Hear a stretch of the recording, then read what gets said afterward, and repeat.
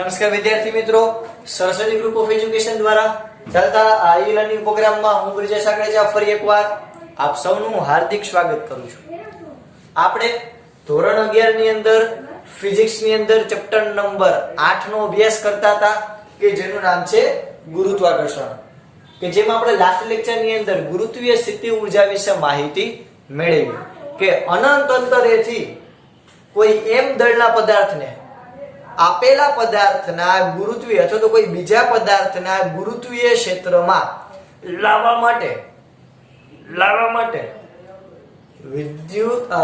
માટે કરવા પડતા કાર્યને એનું શું કહેવાય? ગુરુત્વીય સ્થિતિ ઊર્જા. બીજી વ્યાખ્યા એ પણ જોઈ હતી કે ગુરુત્વીય બળને કારણે જે લાગતી સ્થિતિ ઊર્જા અથવા તો મળતી સ્થિતિ ઊર્જાને કહેવાય ગુરુત્વીય સ્થિતિ ઊર્જા. હજી એકવાર, અનંત અંતરેથી ભૂલી ગયા આ કોઈ બી નામનો પદાર્થ છે કે જે અનંત અંતરે ખૂબ દૂર, હાલો ભાઈ જા, અનંત અંતરે એની સ્થિતિ ઊર્જાનું મૂલ્ય કેવું હોય છે? શૂન્ય. અનંત અંતરે તે સ્થિર હશે નહીં. તો અનંત અંતરેથી કોઈ સ્મોલ એમ દળના પદાર્થને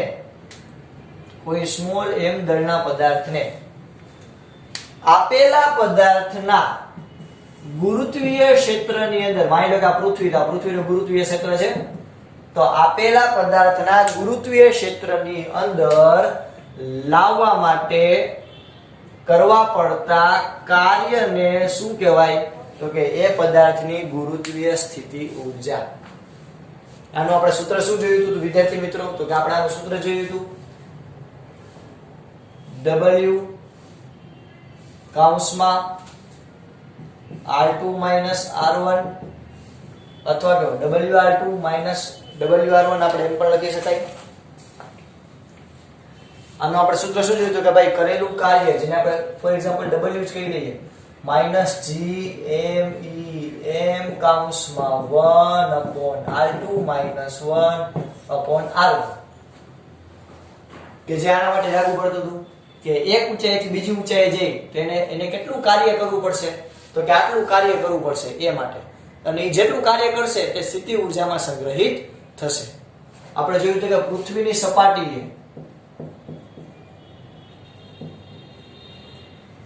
પૃથ્વીની સપાટીએ સ્થિતિ ઊર્જાનું મૂલ્ય કેટલું હતું?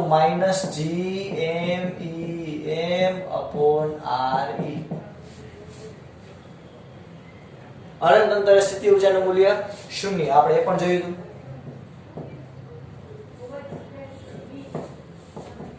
સ્થિતિ ઊર્જાનું મૂલ્ય શૂન્ય. બરોબર, આ ત્રણ કિસ્સા આપણે ડિટેલમાં ચર્ચા કરેલી છે. હવે આપણે જોઈશું ગુરુત્વીય સ્થિતિમાન. શક્તિમાનનો ભાઈ સ્થિતિમાન, તાપમાનનો ભાઈ સ્થિતિમાન. ના ભાઈ, ગુરુત્વીય સ્થિતિમાન એટલે શું? તો કે સ્થિતિમાન એટલે થઈ આપણે વિદ્યુત સ્થિતિમાન ને એવું ભણી ગયા છીએ એવી રીતે થાય ગુરુત્વીય સ્થિતિમાન એટલે કે ડિફરન્સ. મેં પહેલા જ કીધું કે સ્થિતિ ઊર્જા જે છે એ પણ ડિફરન્સ થી જ માપવામાં આવે છે, સાપેક્ષે માપવામાં આવે છે. એટલે આપણે અનંત અંતરે કોઈ પદાર્થ હોય એની સ્થિતિ ઊર્જા આપણે શૂન્ય ધારી લઈએ છીએ. તો અહીંયા સ્થિતિમાન, ગુરુત્વીય સ્થિતિમાન, ગ્રેવિટેશનલ પોટેન્શિયલ જેને કહેવાય, એ માટે પણ આપણે કમ્પેરિઝન કરતા હશું. ઓબ્વિયસ વાત છે. તમે જો આપણે વિદ્યુત બેટરી હોય, બેટરી વિદ્યુતીય સ્થિતિમાન, તેમાં એક બેટરીના બે છેડા હોય, એક પ્લસ હોય અને એક માઇનસ, જે તમે 10th માં ભણી ગયા. તો અહીંયા પ્લસ 9 વોલ્ટ હોય અને અહીંયા 0 વોલ્ટ હોય. 9 વોલ્ટની બેટરી હોય તો એનો મતલબ એમ કે એક 0 વોલ્ટ એટલે કે ગ્રાઉન્ડ છે અને એક છે 9 વોલ્ટ છે. તો આવી રીતે ડિફરન્સ આવે તો જ પ્રવાહ ઉપરથી નીચે પડે. કોઈ પાણી હોય, પાણી એમાં પણ તમે સ્થાનમાં ફેરફાર કરો, ઉપર નીચે કરો તો જ પાણી ઉપરથી નીચે પડે. એમને સ્થિર હોય પાણી, કોઈ એમ પડતા જોયું નહીં પડે. આપણે એના માટે ફરજિયાત પાણીનો સપાટી ઉપર કરવી પડશે. ફોર એક્ઝામ્પલ આપણા ડેમ, પાણીથી ભરેલા ડેમ, એને આપણે ડેમ બાંધી દઈએ, બહુ મોટી દિવાલ બાંધી દઈએ એટલે ત્યાંથી પાણી પડે અને ટર્બાઇન ફરે ને આપણે વિદ્યુત ઉત્પન્ન કરીએ. તો આપણે ડિફરન્સ ક્રિએટ કરવો પડે. તો એવી રીતે અહીંયા પણ ગ્રેવિટેશનલ પોટેન્શિયલ છે એમાં ડિફરન્સ હશે. કેવી રીતે? તો કે કોઈ પદાર્થ અનંત અંતરે છે તેની સ્થિતિ ઊર્જા કેવી છે? શૂન્ય. હવે અનંત અંતર વાળા પદાર્થને એમ દળ વાળા પદાર્થને અહીંયાથી અહીંયા સુધી લઈ જવા માટે કાર્ય કરવું પડ્યું. કે જે કાર્ય સ્થિતિ ઉર્જા સ્વરૂપે સંગ્રહિત થાય કે જે આપણે લાસ્ટ લેક્ચરમાં જોયું. હવે ગુરુત્વીય સ્થિતિમાનને આપણે V વડે દર્શાવાય વોલ્ટેજ ની જેમ.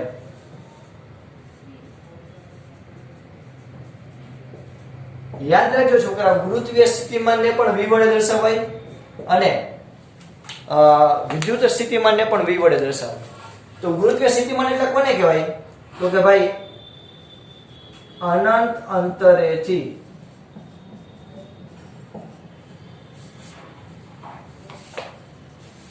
એકમ દળ વાળા પદાર્થને,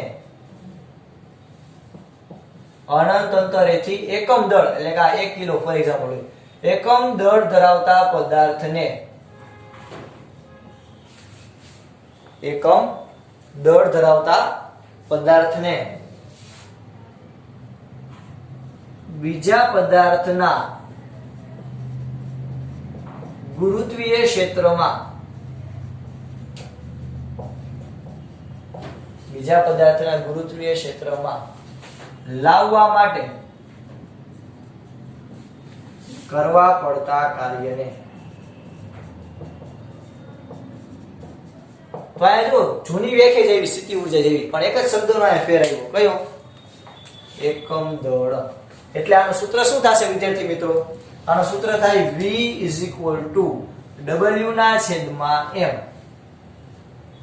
તમે યાદ કરો, આપણે વિદ્યુત હતું, વિદ્યુત ઇલેક્ટ્રિસિટી 10મા ધોરણમાં તમે વિદ્યુત સ્થિતિમાનનું સૂત્ર આવું કંઈક ભણ્યા હતા, W ના છેદમાં Q.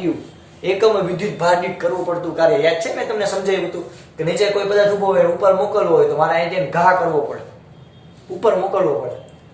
તો એવી જ રીતે અહીંયા Q ની જગ્યાએ આવશે M, કારણ કે આપણે અહીંયા ગુરુત્વીય ક્ષેત્રની વાત કરીએ છીએ. ક્લિયર છે બે ફિલ્ડ વચ્ચેનો ડિફરન્સ? તો એકમ દળ દીઠ તમારે જે કાર્ય કરવું પડે એને કહેવાય એ પદાર્થનો ગુરુત્વીય સ્થિતિમાન. ફોર એક્ઝામ્પલ, આપણે બુધ ગ્રહમાં જઈએ, પૃથ્વીમાં નહીં, બુધ ગ્રહ. તો બુધ ગ્રહ પૃથ્વીની એકદમ નજીક છે, એટલે એના ગુરુત્વાકર્ષણ બળ ખૂબ જ વધારે છે, એ આપણે જાણીએ છીએ. તો ત્યાં તમારે કોઈ પદાર્થને એક જગ્યાએથી બીજી જગ્યાએ ખસેડવો છે તો તમારે બળ કેવું આપવું પડશે? વધારે આપવું પડશે. એટલે કે ત્યાં કોઈ 1 કિલોનો પદાર્થ હોય, 1 કિલોના પદાર્થને મારે ખસેડવો હોય તો એના માટે મારે બહુ વધારે બળ આપવું પડશે, એટલે કે બહુ વધારે કાર્ય કરવું પડશે. એની જગ્યાએ આપણે ચંદ્ર ઉપર કોઈ પદાર્થને લઈ જઈએ અને ત્યાં 1 કિલો વાળા પદાર્થને મારે દૂર ખસેડવો છે તો ત્યાં મારે કાર્ય કેવું કરવું પડશે? તમે જ વિચારો, કેવું કાર્ય કરવું પડશે? વેરી ગુડ, ઓછું કાર્ય કરવું પડશે. તો જ્યાં એકમ દળ દીઠ કાર્ય વધારે કરવું પડે ત્યાં ગુરુત્વીય સ્થિતિમાન વધારે હોય, એટલે અહીંયા ક્ષેત્ર વધારે હોય. જો બુધમાં ક્ષેત્ર, ગુરુત્વીય ક્ષેત્ર વધારે છે. અને જ્યાં એકમ દળ દીઠ કરવું પડતું કાર્ય ઓછું હોય ત્યાં ગુરુત્વીય સ્થિતિમાન પણ કેવું હોય? ઓછું હોય. એટલે એનું ગુરુત્વીય ક્ષેત્ર પણ થોડુંક નબળું હોય. જેમ કે ચંદ્ર, આપણે એને સરળતાથી કાર્ય કરી શકશું, એટલે એનું ગુરુત્વીય ક્ષેત્ર થોડુંક આપણે પૃથ્વી કરતા, પૃથ્વીની સાપેક્ષે નબળું છે કહી શકાય. ક્લિયર થયું પહેલા વિદ્યાર્થી મિત્રો? ગુરુત્વીય સ્થિતિમાન V W ના છેદમાં M. હવે આનો આપણે એકમ લઈએ તો આનો એકમ શું થશે? તમે કહો. આનો એકમ, કાર્યનો એકમ, કાર્યનો એકમ થાય જૂલ, દળનો એકમ થાય કિલોગ્રામ. આનો એકમ થાય જૂલ, કિલોગ્રામ. CGS માં જોવા જઈએ એટલે કે સેન્ટીમીટર ગ્રામ સેકન્ડ પદ્ધતિની અંદર આ MKS માં હતું અથવા તો SI પદ્ધતિ પ્રમાણે CGS માં જોવા જઈએ તો અર્ગના છેદમાં ગ્રામ. અર્ગ એકમ છે, તમે ભણી ગયા, અર્ગના છેદમાં ગ્રામ. આ સિવાય એનું પારિમાણિક સૂત્ર પામાસુ, ગુરુત્વીય સ્થિતિમાન એનું પામાસુ થાય, અહીં લખું છું, એનું પામાસુ પારિમાણિક સૂત્ર તમે ભણી ગયા ને બીજા ચેપ્ટરમાં. M0 તમે ગોતો જ્યારે પારિમાણિક સૂત્ર શું થાય? M0 કાર્યનું સૂત્ર શું છે? Very good, M1 L2 T - 2, પણ એમાંથી દળ કાઢી નાખવાનું એટલે કે M0 L2 T - 2. આ એનું પારિમાણિક સૂત્ર છે. તો આપણે કેટલું સમજ્યા વિદ્યાર્થી મિત્રો? ગુરુત્વીય સ્થિતિ ઉર્જા વિશેનો અભ્યાસ કરી ગયા. આ ગુરુત્વીય સ્થિતિ ઉર્જામાં જ તમે એકમ દળ ઉમેરી દો, એટલે કે 1 કિલોગ્રામ, એટલે કે એકમ દળ ઉમેરો, છેદમાં દળ નાખી દો. તો એ ગુરુત્વીય સ્થિતિમાન થઈ જાય. ગુરુત્વીય સ્થિતિમાન એટલે v w ના છેદમાં m, એકમ જૂલ પ્રતિ કિલોગ્રામ, cgs નો એકમ જોવો તો વર્ગ ના છેદમાં ગ્રામ, અને સ્થળાંતર અને એનું પારિમાણિક સૂત્ર જુઓ m0 l2 અને t-2. ક્લિયર થયું? હવે ગુરુત્વીય કહી શકાય કે ગુરુત્વીય સ્થિતિમાન અને સ્થિતિ ઊર્જા બંને વચ્ચેનો મારે સંબંધ જોવો હોય તો એના માટે આપણે અહીં લખીએ. જો કે તમને ખબર પડી જ ગઈ છે, છતાં પણ આપણે હેડિંગ મારીએ.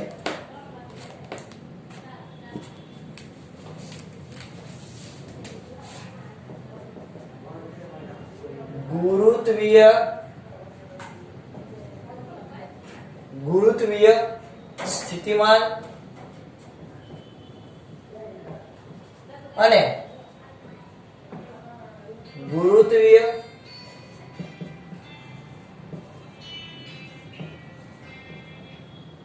સ્થિતિ ઊર્જા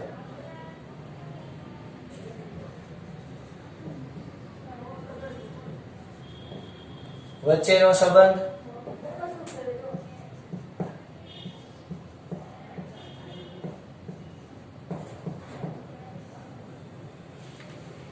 શું થશે? ગુરુત્વીય સ્થિતિ ઊર્જા અને ગુરુત્વીય સ્થિતિમાન વચ્ચેનો સંબંધ તો કે જોઈએ આપણે. તો સૌથી પહેલા સ્થિતિ ઊર્જાનું સૂત્ર પૃથ્વીના m-દર ધરાવતા પદાર્થને અનંત અંતરેથી પૃથ્વીના ગુરુત્વીય ક્ષેત્રમાં પૃથ્વીના કેન્દ્રથી r અંતરે, પૃથ્વીના કેન્દ્રથી ફોર એક્ઝામ્પલ કોઈ r અંતરે એની સ્થિતિ ઊર્જા કેટલી છે? w બરાબર -g_m_e_m/r. આપણે જનરલ લઈએ કે ભાઈ પૃથ્વીના કેન્દ્રથી r જેટલા અંતરે, અને માની લો કે કોઈ r જેટલા અંતરે કોઈ પદાર્થ છે તેની સ્થિતિ ઊર્જા કેટલી છે? w બરાબર -g_m_e_m/r. અથવા તો કરવું પડતું કાર્ય જેને તમે કહી શકો કે અનંત અંતરેથી મારે માની લો કે અહીંયા લઈ આવો છે કોઈ પદાર્થને r અંતરે પૃથ્વીથી, એના માટે કરવું પડતું કાર્ય -g_m_e_m/r. પૃથ્વીના કેન્દ્રથી આ r જેટલી ત્રિજ્યા માટે એનું ગુરુત્વીય સ્થિતિમાન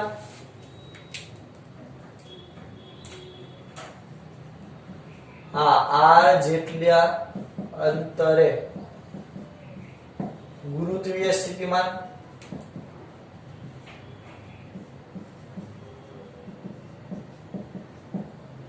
આ r જેટલા અંતરે ગુરુત્વીય સ્થિતિમાનનું મૂલ્ય શું થશે? તો કે ભાઈ v બરાબર w ના છેદમાં m. તો આની અંદર હું w ની કિંમત મૂકું તો હું શું લખી શકું? -g_m_e_m/m.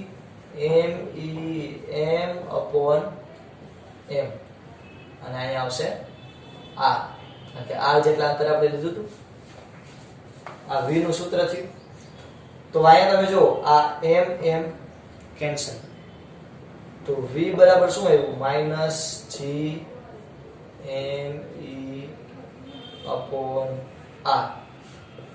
આમે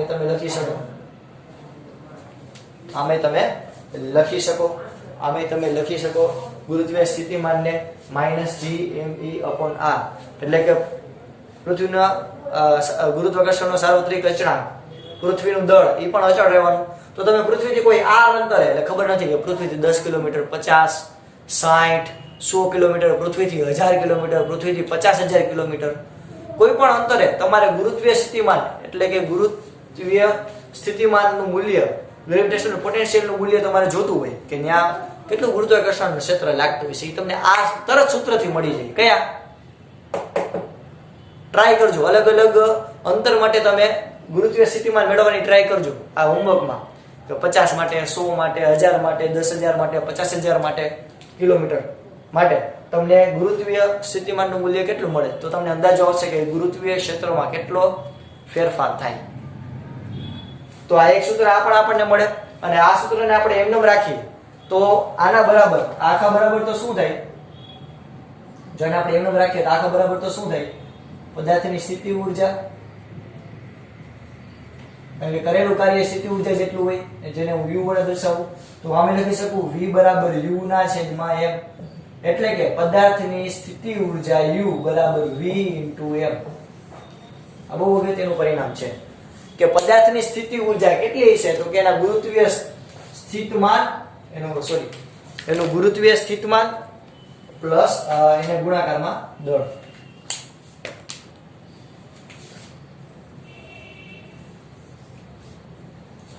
આટલું પેલા ક્લિયર થયું? આવે છે પ્રોપર? યસ.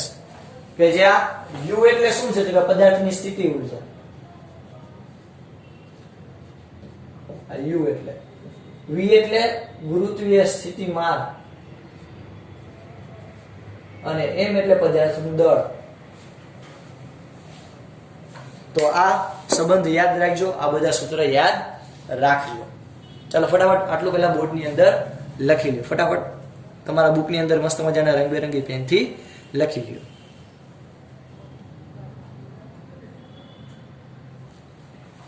ચાલો હવે આપણે જોઈએ નિષ્ક્રમણ ઝડપ વિશે. તો નિષ્ક્રમણ ઝડપ શું છે પહેલા તો આપણે એ જોઈએ. તો કે એની પહેલા આપણે આ ટોપિક વિશે થોડીક માહિતી મેળવીએ કે ભાઈ આપણને ટોપિક શું કામ આપેલો છે. તો કે ભાઈ તમને ક્યારેક એવો પ્રશ્ન થાય કે ભાઈ આપણે કેટલી ઊર્જા આપીએ કે જેથી કોઈ પદાર્થ છે એ કોઈ પાછો જ ન આવે. કારણ કે આપણે કોઈ બોલ છે, બોલ ઉપર જોરથી નાખીએ એટલે બોલ ઉપર જશે અને પછી પાછો તો આવવાનો જ છે. આપણે કોઈ રોકેટ લઈએ, મિસાઇલ લઈએ તો એ પણ ઉપર જશે અને પછી પાછી તો આવશે જ. પણ આપણે કેટલું પૂરતું બળ આપીએ, કેટલી ઊર્જા આપીએ, કેટલો વેગ આપીએ કોઈ પદાર્થને, માની લો કે કોઈ બોલ છે તો એને જોરથી કેટલા વેગથી ફેંકવું કે કોઈ પાછું જ ન આવે, ચાલ્યું જ જાય દૂર સુધી અનંત અંતરે. તો એ ઓછામાં ઓછી કંઈક ઊર્જા આપવી પડશે કે ભાઈ તમે ઓછામાં ઓછી કંઈક એવી ઊર્જા આપો કે જેથી પદાર્થ છે એ પૃથ્વીના ગુરુત્વાકર્ષણમાંથી મુક્ત થઈ અને બહાર વયું જાય. જેમ કે આપણે કોઈ કહી શકાય કોઈ રિસર્ચ યાન હોય, કોઈ શટલ હોય, રિસર્ચ શટલ, તો એને આપણે બહાર મોકલવો. જેમ કે આપણે કોઈ મંગળ યાન છે તેમાં આપણે મંગળ જે છે એના ઉપર પહોંચવા માટે આપણે સેટેલાઇટ જે મૂકેલું હતું તેને પૃથ્વીના ગુરુત્વાકર્ષણમાંથી મુક્ત થવું પડતું હતું તો કે હા પડતું હતું. તો એના માટે આપણે એને કાંઈક લઘુત્તમ ઊર્જા આપી છે. તો પૃથ્વીના ગુરુત્વાકર્ષણમાંથી કોઈ પદાર્થને મુક્ત કરવા માટે એને કેટલી ઓછામાં ઓછી ઊર્જા આપવી પડે એને એની કહેવાય નિષ્ક્રમણ ઊર્જા. શું કહેવાય? નિષ્ક્રમણ ઊર્જા. હવે ઝડપ એટલે શું તો કે કોઈ પણ કહી શકાય કે પદાર્થ હોય એને પૃથ્વીના ગુરુત્વાકર્ષણમાંથી મુક્ત કરવા માટે, પૃથ્વીના ગુરુત્વાકર્ષણમાંથી મુક્ત કરવા માટે આપવી પડતી ઓછામાં ઓછી ઝડપ, એને ઓછામાં ઓછો કેટલો વેગ આપવો કે જેથી પદાર્થ મુક્ત થઈ જાય, પૃથ્વીના ગુરુત્વાકર્ષણમાં રહે નહીં, અનંત અંતરે આયલો જ જાય અવકાશમાં. તો એ ઝડપને કહેવાય નિષ્ક્રમણ ઝડપ.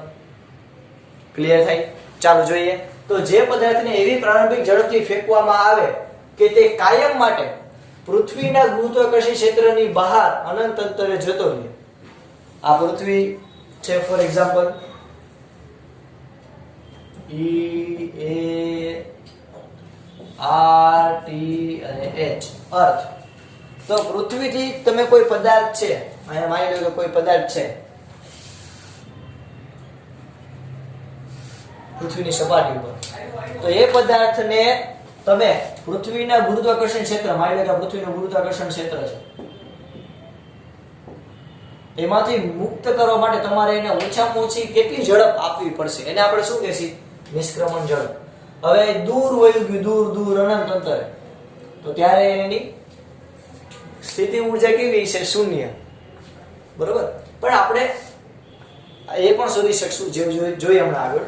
તો પદાર્થની આવી પ્રારંભિક ઝડપને કહેવાય નિષ્ક્રમણ ઝડપ.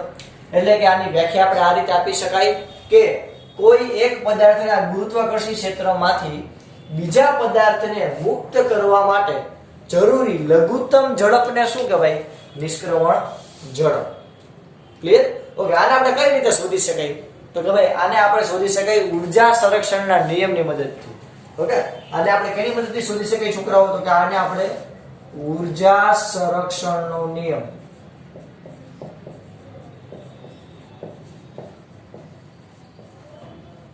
ઊર્જા સંરક્ષણના નિયમની મદદથી આપણે આને શોધી શકાય.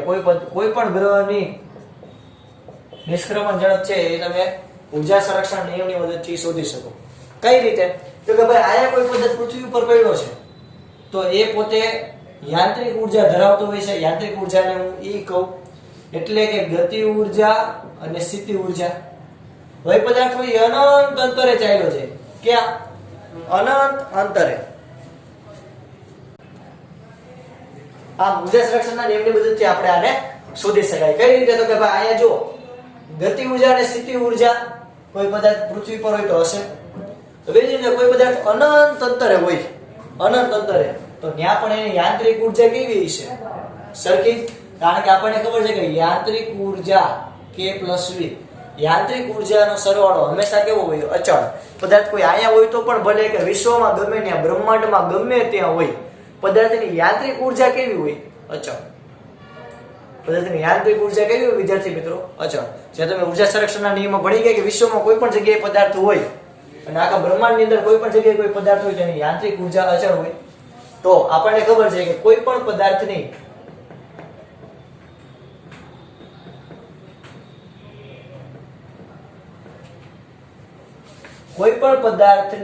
યાંત્રિક ઉર્જા કેવી હશે? અચળ. કોઈ પણ પદાર્થની યાંત્રિક ઉર્જા કેવી હશે? અચળ. તો આપણે પદાર્થની પ્રારંભિક ઉર્જા અને અંતિમ ઉર્જા બે સરખી હોય તો આપણે બેને સરખાવી શકાય. તો આપણે સ્ટાર્ટ કરીએ કે પદાર્થની પ્રારંભિક ઉર્જા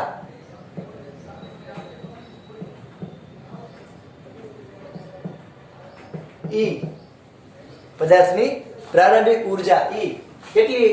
તો કે H + RE અંતરે. એટલે કે પૃથ્વીથી માની લો કે આ કઈક હાઈટ તો હશે, અથવા તો આપણે આને આ બિંદુને અહીંયા દર્શાવીએ તો આ પૃથ્વીના કેન્દ્રથી આ પૃથ્વી સુધીનું જે અંતર છે એને આપણે કહેતા હતા RE, પૃથ્વીની ત્રિજ્યા. હવે ત્યાંથી આ H જેટલી ઊંચાઈ કોઈ કણ રહેલો છે. કેટલા? H જેટલી. તો ટોટલ આખી લંબાઈ કેટલી થાય? RE + H આટલું થાય. તો પૃથ્વીથી આટલા અંતરે કોઈ પદાર્થ રહેલો છે તેની સ્થિતિ એની યાંત્રિક ઉર્જાનું સૂત્ર શું થાય? તો કે ભાઈ 1/2 mv², કે જ્યાં F એટલે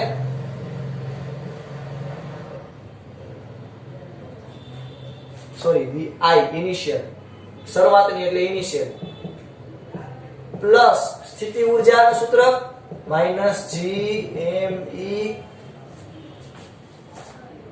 H + RE. આની R હતી -gme H + RE plus W1. આ એની સ્થિતિ ઉર્જા છે. આ એમની ગતિ ઉર્જા છે અને આ પદાર્થની યાંત્રિક ઉર્જા.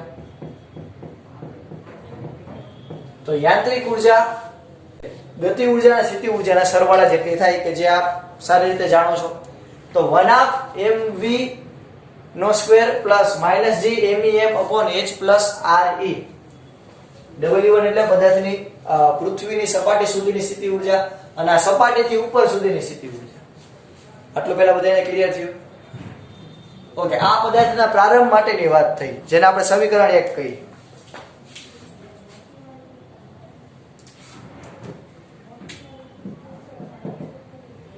હવે પદાર્થની અંતિમ યાંત્રિક ઉર્જા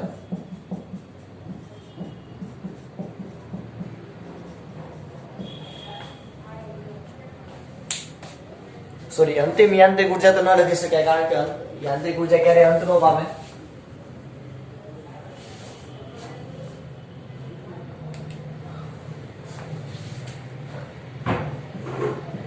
આ પ્રારંભિક ઉર્જા અને અંતિમ ઉર્જા. તો અંતિમ ઉર્જા કેટલી છે? તો કે E ઇન્ફાઇનાઇટ, અનંત અંતરે કોઈ પદાર્થની ઉર્જા કેટલી છે? તો કે 1/2 mvf². ગતિ ઉર્જા પ્લસ સ્થિતિ ઉર્જા તો કેવી છે? 0. કારણ કે અનંત અંતરે સ્થિતિ ઉર્જાનું મૂલ્ય 0, જે આપણે આગલા લેક્ચરમાં જોયું હતું કે અનંત અંતરે સ્થિતિ ઉર્જા 0 થાય, જે આપ સૌ જાણો છો. તો ખાલી આપણને કેટલું મળશે? 1/2 mvf². આનું સમીકરણ નંબર 2. ચાલો આપણે આને રેડ માર્કર થી દર્શાવી દઈએ. Where is red marker? આ પદાર્થનું પ્રારંભિક સ્થિતિ ઊર્જાનું સૂત્ર, પ્રારંભિક યાંત્રિક ઊર્જાનું સૂત્ર અને આ પદાર્થની અંતિમ યાંત્રિક ઊર્જાનું સૂત્ર. એટલે કે પ્રારંભમાં આટલી છે અને અંતિમ છેડે કોઈ અંતિમ છેડે આટલી હશે. ઊર્જા સંરક્ષણના નિયમ પ્રમાણે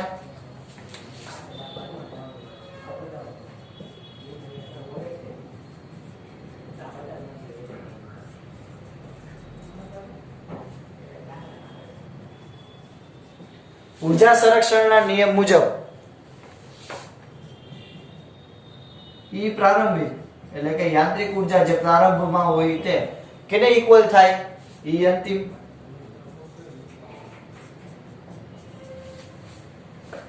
ચાલો આપણે આમાં કિંમત મૂકીએ તો શું થશે? તો કે ભાઈ 1/2 mv I નો square plus plus minus minus ત્યારે કિંમત જ મૂકી દેવી કારણ કે આ પ્લસ માઇનસ માઇનસ થશે minus g m e m upon h plus r e equal to 1/2 mv f નો સ્ક્વેર. આ થઈ એ પદાર્થની અંતિમ ઊર્જા. શું થયું? આ એ પદાર્થની અંતિમ ઊર્જા સંરક્ષણના નિયમ પ્રમાણે આપણે અંતિમ ઊર્જા અને પ્રારંભિક ઊર્જાને સરખાવી. બરોબર? ચાલો આટલું પહેલા ફટાફટ તમારા બુકની અંદર રંગબેરંગી પેનથી લખી લ્યો. ચાલો તો આપણે જોયું કે યાંત્રિક ઊર્જા શરૂઆતમાં કેટલી હતી? તો કે 1/2 m I નો square plus minus g m e m upon r e plus h equal to 1/2 mv f નો સ્ક્વેર. હવે આ અંતિમ યાંત્રિક ઊર્જાનું આપણે સૂત્ર જોયું હતું. હવે ઓબિયસ વાત છે કે અહીંયા દળ કોઈથી નેગેટિવ હોય. તમે જ વિચારો કોઈ પદાર્થનું દળ નેગેટિવ હોય. અહીંયા 10 કિલોનો પદાર્થ હોય તમે એને ખૂબ જ એવા કોઈ પ્રારંભિક વેગથી ફેંકો કે એ પછી પાછો જ ન આવે તો એવું ન હોય કે અંતરિક્ષમાં જાય તો એનું દળ નેગેટિવમાં હોવું જોઈએ. દળ હંમેશા પદાર્થનું અચળ જ હોય.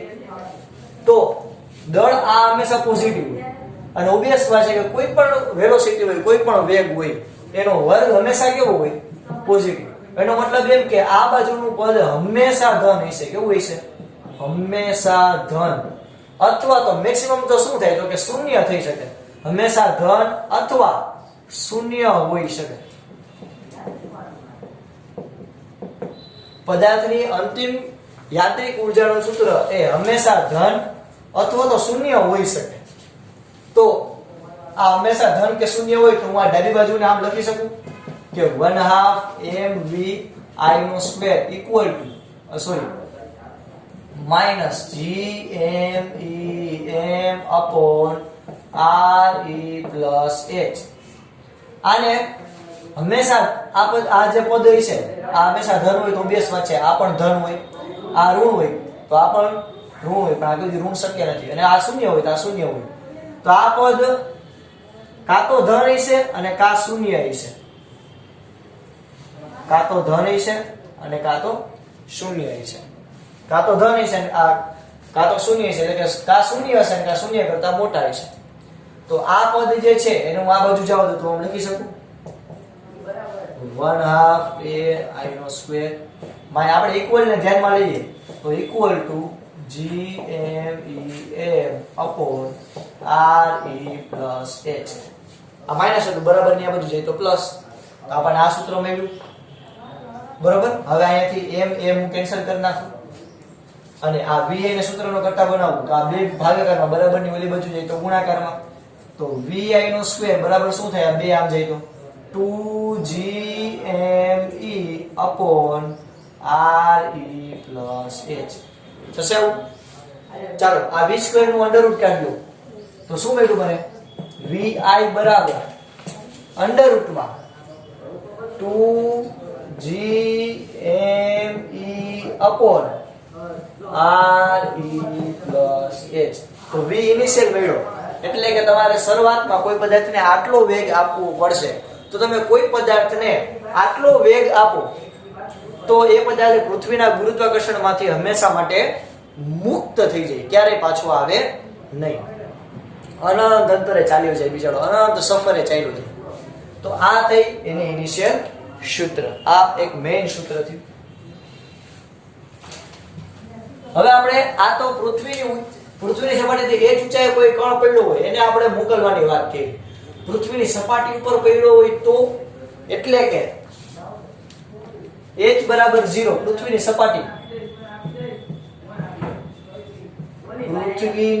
સપાટી પર રહેલા કણ માટે કે એ કણને આપણે મુક્ત કરવું હોય તેના માટે આપણે કેટલી લઘુત્તમ ઉર્જા આપવી પડશે? તો એના માટેનું સૂત્ર શું થશે વિદ્યાર્થી મિત્રો? Vi બરાબર √2gme/re. આ એનું સૂત્ર થયું. હવે આ સમીકરણમાં હું આ સમીકરણ છે એને આ સમીકરણ પણ સાચું જ છે હો છોકરા. આ સમીકરણ જે છે એને હું re વડે ગુણું અને re વડે ભાગું. re વડે ગુણી અને re વડે ભાગું તો આ શું થઈ ગયું? re નો સ્ક્વેર થઈ ગયો. તો યાદ કરો જે આપણે સૂત્ર ભણ્યા હતા સ્મોલ g ગુરુત્વ પ્રવેગ, એનું સૂત્ર શું થાય? gme/re નો સ્ક્વેર. યાદ છે બધાને? તો એની કિંમત હું અહીંયા મૂકું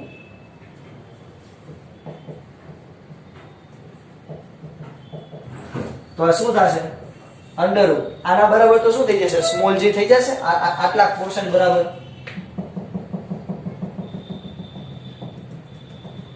આટલા પોર્શન બરાબર તો સ્મોલ g થઈ જશે. તો આપણને શું મળશે? 2m નો સ્મોલ g એટલે કે ગુરુત્વ પ્રવેગ એને ગુણ્યા re. તો આને કહેવાય પદાર્થની નિષ્ક્રમણ ઝડપ. ઓકે, તો આ સૂત્ર પણ સાચું છે પૃથ્વીથી h ઊંચાઈ માટે. હવે એમાં h બરાબર તમે 0 લઈ લ્યો તો પૃથ્વીની સપાટી ઉપર એટલે કે આપણે ઊભા જમીન ઉપર ઊભા આપણે કોઈને આટલા વેગથી ફેંકીએ તો એ અને આટલા વેગથી ફેંકીએ તો એ પદાર્થ ક્યારેય પાછો આવે નહીં. હવે આની અંદર 2 અચળ છે. g નું મૂલ્ય 2 નું મૂલ્ય 2, g નું મૂલ્ય 9.8 અને re એટલે કે પૃથ્વીની ત્રિજ્યા એનું મૂલ્ય 6400 કિલોમીટર. 6400 ગુણ્યા 10 ની 3 ઘાત આપણે SI એકમમાં ગણીએ તો આનો ગુણાકાર કરો અને પછી એનું રૂટ કાઢો, એનું વર્ગમૂળ કરો તો તમને જવાબ આવશે v બરાબર 11.2 કિલોમીટર પ્રતિ સેકન્ડ. પ્રતિ સેકન્ડની આ વાત છે કે અહીંયા 6400 કિલોમીટર લઈ લઈએ એટલે કિલોમીટરમાં જવાબ આવે તો v બરાબર મળશે 11.2 કિલોમીટર પ્રતિ સેકન્ડ.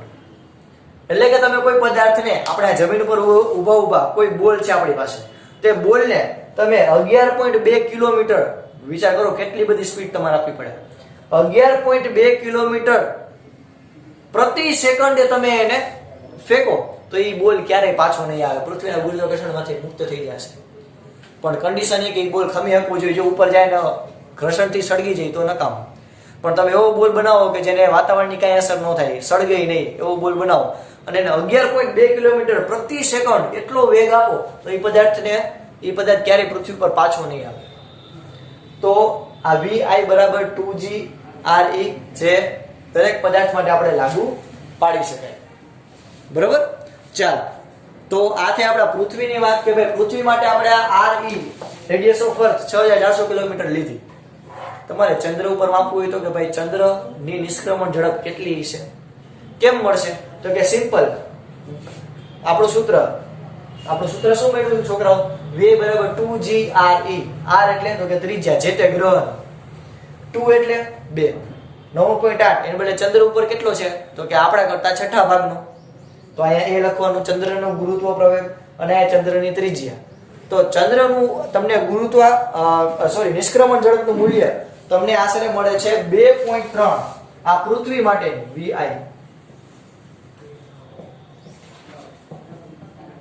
આ એક્સ્ટ્રા માહિતી છે ચંદ્ર માટેની. પૃથ્વી માટેની આપણે યાદ રાખવાની છે.